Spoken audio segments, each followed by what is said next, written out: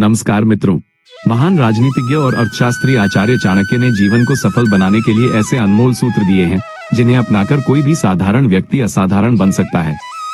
आज के इस वीडियो में हम जानेंगे कि एक आदर्श घर कैसा होता है, धर्म का असली महत्व क्या है और किन आदतों के कारण मनुष्य का पतन निश्चित है।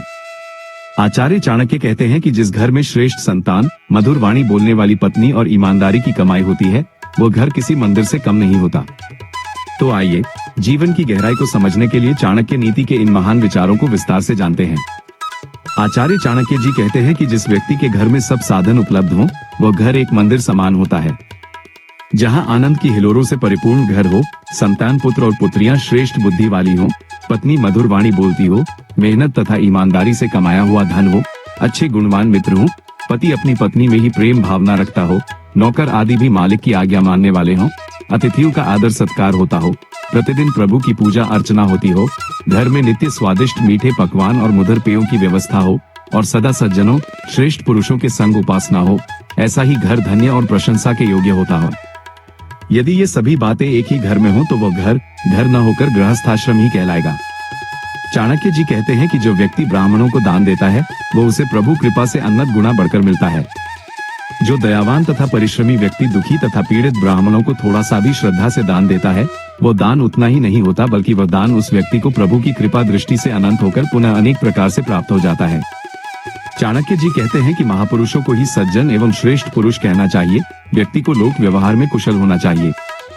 जो व्यक्ति अपने बंधु बांधवों के साथ सज्जनता व नम्रता पूर्वक व्यवहार करें, दूसरे लोगों पर दया करें, दुष्टों के प्रति सदैव दुष्टता रखें, सज्जन व्यक्तियों के प्रति उनके हृदय में प्रेम हो, दुष्टों के प्रति अकरुणा और विद्वान पुरुषों के साथ सरल स्वभाव, शत्रुओं के प्रति शूरता, माता पिता तथा आचार्य आदि बड़े लोगों के विषय में सहनशीलता, स्त्रियों के प्रति अटूट विश्वास, इस प्रकार से जो व्यक्ति इन सभी कलाओं में परिपूर्ण होते हैं, उन लोगों पर ही यह संसार टिका है। आचार्य चाणक्य जी कहते हैं कि गुणहीन व्यक्ति का जीवन मृत मनुष्य से भी बेकार है। जिस व्यक्ति ने अपने जीवन में कभी भी दान नहीं दिया, जिसने कानों से कभी वेदादि का भी श्रवण नहीं किया, अपने दोनों नेत्रों से सज्जन पुरुषों तथा साधु महात्माओं के दर्शन नहीं किए, पैरों से तीर्थ यात्रा नहीं की, आचार्य तथा अतिथि की सेवा नहीं की, अन्याय से कमाए हुए धन से परिपूर्ण है और सिर अभिमान में ऊंचा उठा हुआ है, सियार रूपी नीच मनुष्य। ऐसे गुणरहित जीवन जीने की अपेक्षा शीघ्र मर जाना ही उत्तम है। इसलिए हे मनुष्य, अपने ऐसे निंदनीय शरीर को त्याग दे।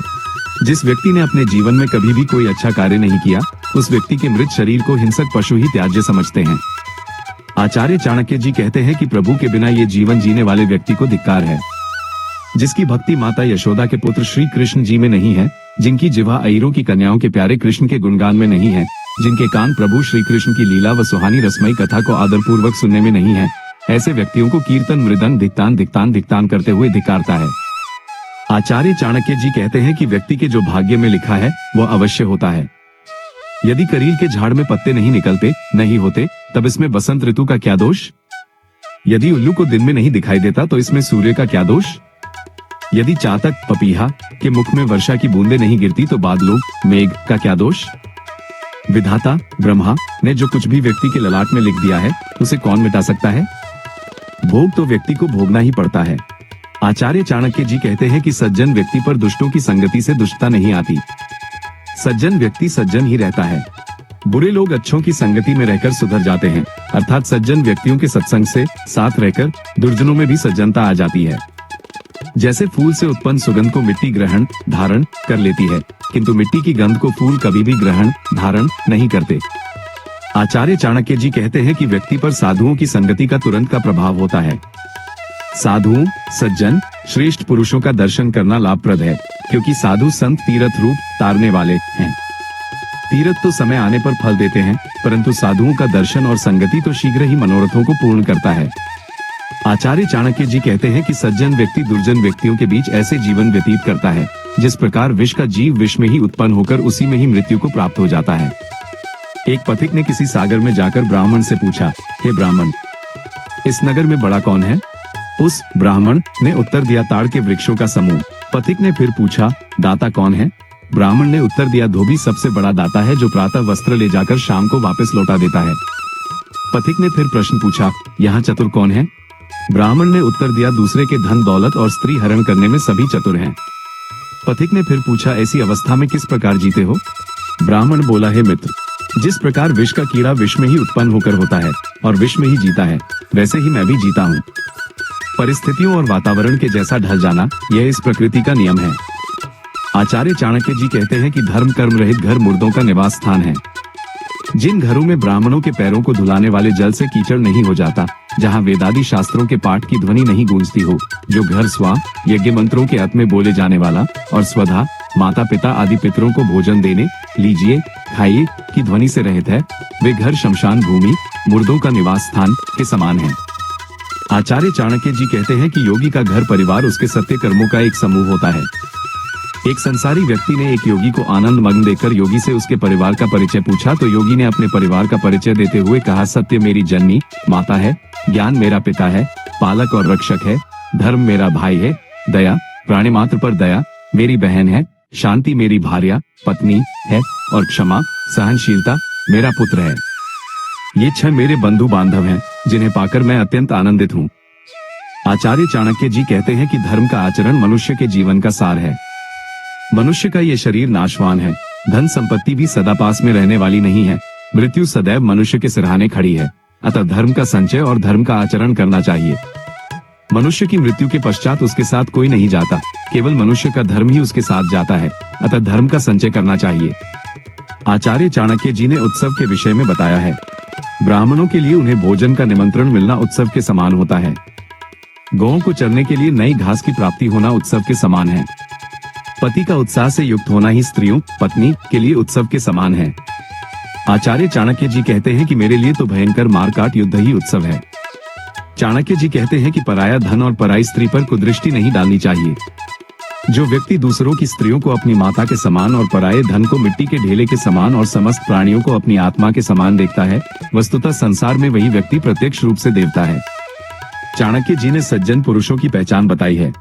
धर्म में तत्परता, मुख में मधुरता, दान देने में अत्यंत उत्साह का होना, मित्रों के प्रति निष्कपटता, गुरु के प्रति नम्रता, अंतकरण में सागर के समान गंभीरता, आचार में पवित्रता, गुणों में रसिकता, शास्त्रों में विशेष ज्ञानवान होना, रूप में सुंदरता और परमेश्वर की भक्ति, ये सब बातें सज्जन पुरुषों में ही दिखाई देती हैं।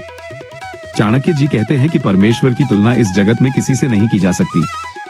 कल्पवृक्ष यद्यपि कामनाओं को पूरा करने वाला है, किंतु वह काष्ठ लक्कड़ है, सुमेरु पर्वत है, चिंतामणि पत्थर है, सूर्य अत्यधिक प्रचंड किरणों वाला है, चंद्रमा क्षीण होने वाला है, समुद्र खारा है, कामदेव शरीर रहित है, अशरीरी है, दानवीर बलि दैत्य राक्षस है और कामधेनु तो पशु है, अतः हे रघुपते, इन सब में कोई भी आपके समान बराबर नहीं है। आपकी तुलना किसी के साथ नहीं की जा सकती, फिर किसके साथ आपकी तुलना की जाए? चाणक्य जी ने मनुष्य के मित्रों के बारे में जानकारी दी है। विदेश में प्रवास के समय विद्या ही मनुष्य की मित्र होती है। घर में पत्नी भार्या मनुष्य की सबसे अच्छी मित्र होती है। बीमार रोगी व्यक्ति की दवा औषधि मित्र होती है। मरने मृत्यु वाले के लिए धर्म ही उसका मित्र है, क्योंकि मरने के बाद मनुष्य के साथ कोई नहीं जाता, सिर्फ उसका धर्म ही उसके साथ जाता है। चाणक्य जी कहते हैं कि यदि व्यक्ति में कुछ सीखने या ग्रहण करने की चाह हो, तो वो छोटे बड़े का भेद न देख सभी से कुछ न कुछ सीखने का प्रयत्न करना चाहिए। राजपुत्रों से नम्रता एवं शालीनता, पंडितों एवं विद्वानों से मिष्टभाषी श्रेष्ठ और प्रियवचन बोलना, जुआरियों द्युतकार से मिथ्यावादिता मिथ्या भाषण और स्त्रियों से छल कपट करने की विद्या सीखनी चाहिए। चाणक्य जी कहते हैं कि जिस व्यक्ति में संयम न हो, वो शीघ्र ही नष्ट हो जाता है। जो व्यक्ति बिना सोचे समझे बिना विचार किए हुए अनाप शनाप व्यय खर्च करता है, सहायक न होने पर भी लड़ाई झगड़ा करने वाला और सब वर्णों की स्त्रियों नारियों से संभोग करने के लिए उत्सुक उतावला रहने वाला शीघ्र ही नष्ट हो जाता है।